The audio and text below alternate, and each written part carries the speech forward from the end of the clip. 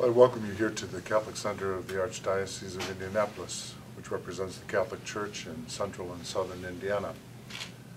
I imagine that the 240,000 Catholics of the Archdiocese have received with a large measure of surprise the decision of our Holy Father, Pope Benedict XVI, to resign effective the end of this month.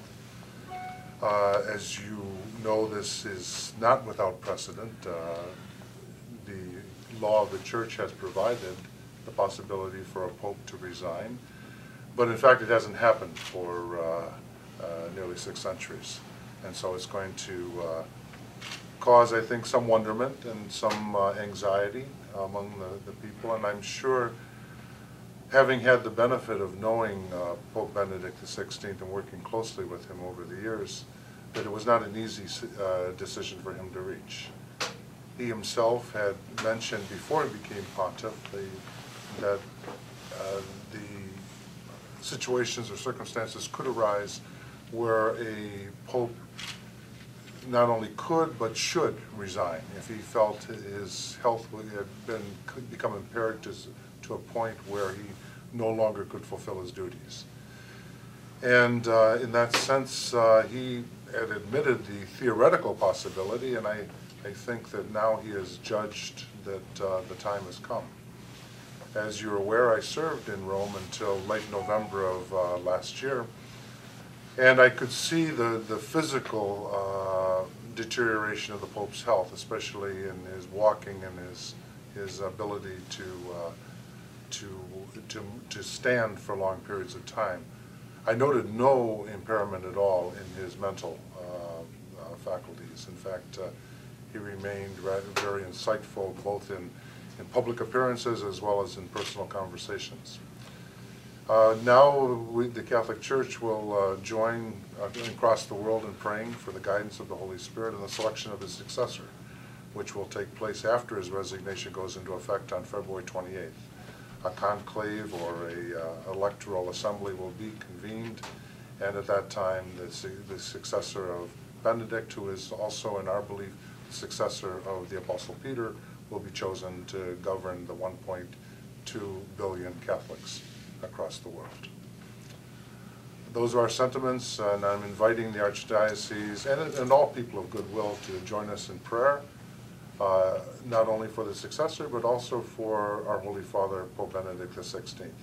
We express gratitude for his 8 years of papal service, but for his decades of service to the Catholic Church.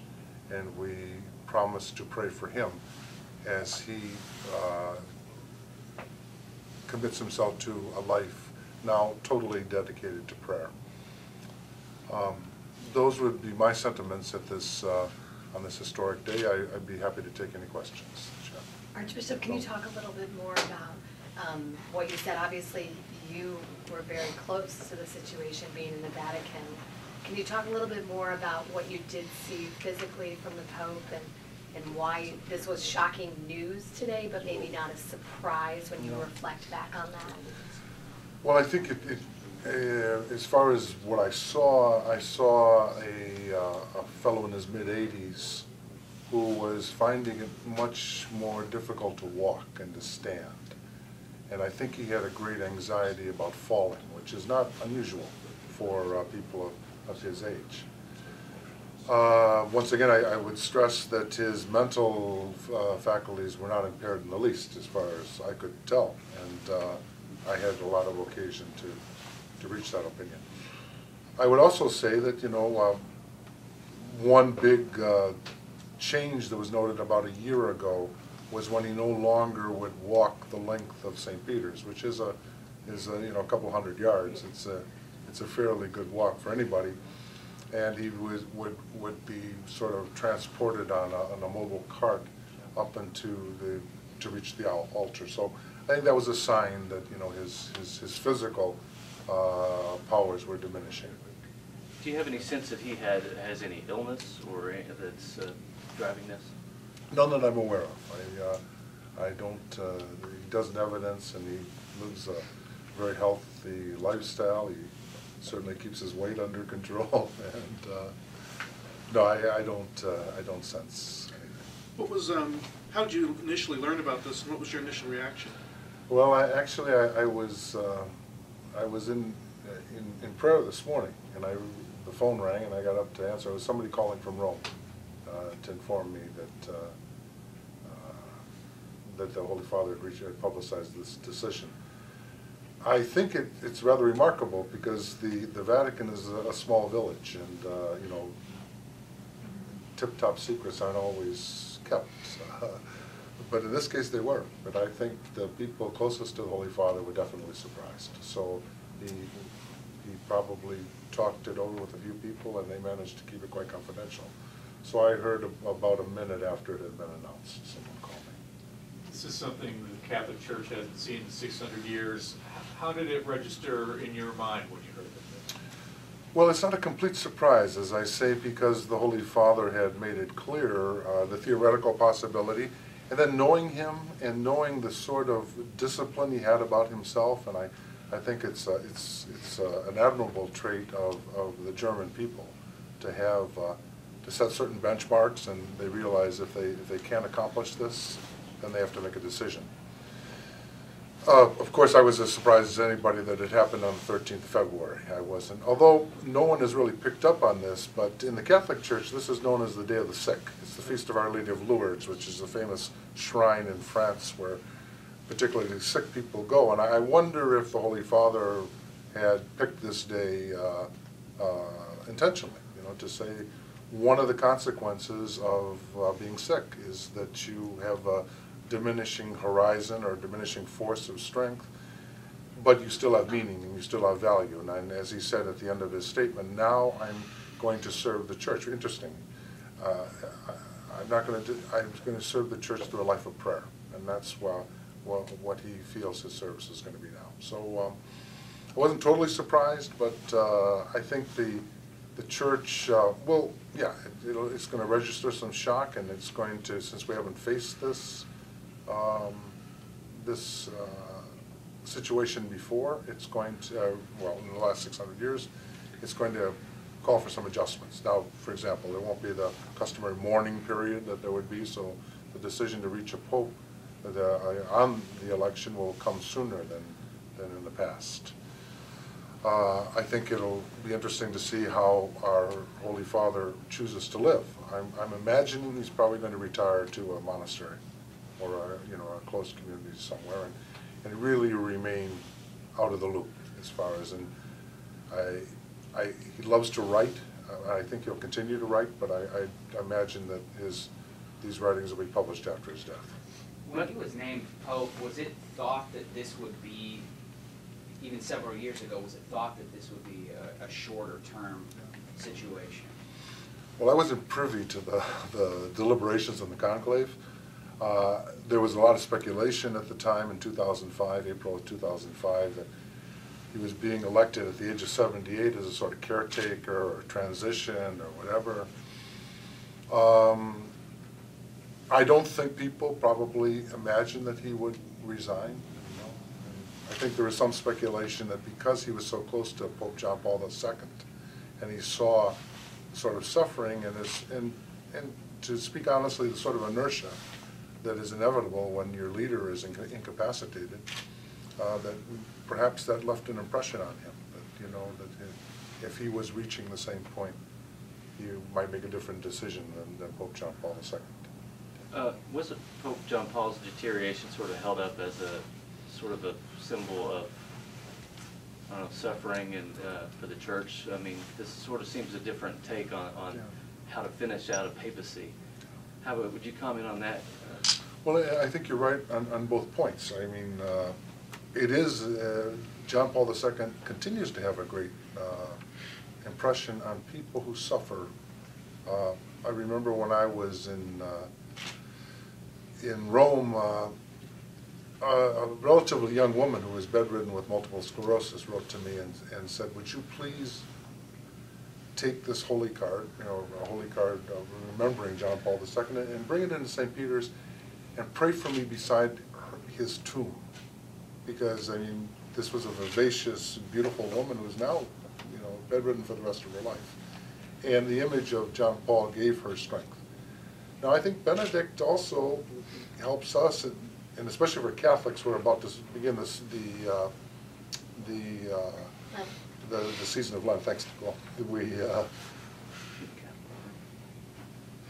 When we try to think about what's really important in life, and you know, if Christmas is for kids, Lent and Easter is for the grown-up in us, with grown-up questions, you know, about what's life about, how should I live, what happens when I die, you know, and I think that the Holy Father's decision here is helping us enter Lent with a particular inspiration this year, you know, to think about the transitory nature of a lot of stuff that we think is permanent, or, you know, or face our own inevitable changes. Do you have any sense at all that this it's been a sort of a up and down papacy for the Pope? He's had some leaks about insider issues in the church. Is there any sense that there's more prompting this resignation, that it's, you know, trying to end some difficult times in the church? You talked about the inertia of the last Pope, and is there any need for a change at this point that you see? I don't think, knowing Benedict and knowing by his baptismal name Joseph Ratzinger, and knowing his sense of duty, he would not step away because things were uncomfortable or they were difficult. And you know, he recently spoke to a group of bishops, and he said, more or less, being a bishop isn't a popularity contest. You know, you have to serve the truth, and it's really the truth that makes people free, even if it's opposed. You know, and he isn't the first Pope to say that, but he's the latest one. So, no, I don't think that in any way the external circumstances of the church have prompted this, other than he realizes the sort of energy and endurance that the job requires, the service requires. You know, and I think he's accepted that he's reached a point where he can no longer provide that. Archbishop, on that note, can you just talk about the legacy that he leaves? I mean, given some of those challenges, the ups and downs, can you just talk about the legacy that he leaves? Yeah, well, I think like most of us, you know, the legacy will be seen as mixed. I'm sure there are projects that he's not going to be able to finish. I think one important legacy, and maybe this has to do with how one of his priorities is certainly Western Europe. And I think that there he is leaving an important legacy as an alternative to, you know, kind of a direction that Western Europe has chosen, you know, especially a growing secularization that really leaves no room for God, you know, and has no place for God in the public square. He made important bridges, one with the intellectuals of Europe, I think in his speeches and during his visit to France and Germany, and to the political structure. And I'm convinced that his speeches, especially his talk in Parliament in London in September of 2010, will go down as one of the great speeches of the modern papacy, you know, where he talked about the role between faith and reason and in the public square. So I think that I'm sure that there's a lot more that he would have liked to have done, you know, but this, and I think there are perceptions of him that have changed, you know. Before his visit to England, I was studying and doing some work at Oxford, and I knew that not a terribly warm welcome was being prepared for him by a lot of people in the United Kingdom. And I think through his simplicity and his sort of unpretentiousness, he really won people over, to the point where I saw one of the tabloids, the Daily Mail, after his visit, said, the headline was something like, "God's Rottweiler becomes spiritual grandfather of UK." You know, so I think that in that sense there was there's some positive things that certainly they salute to the church. Another thing that's particularly for Catholics, but not only Catholics, are his writings. His writings have a sort of crystalline clarity and that very few people have reached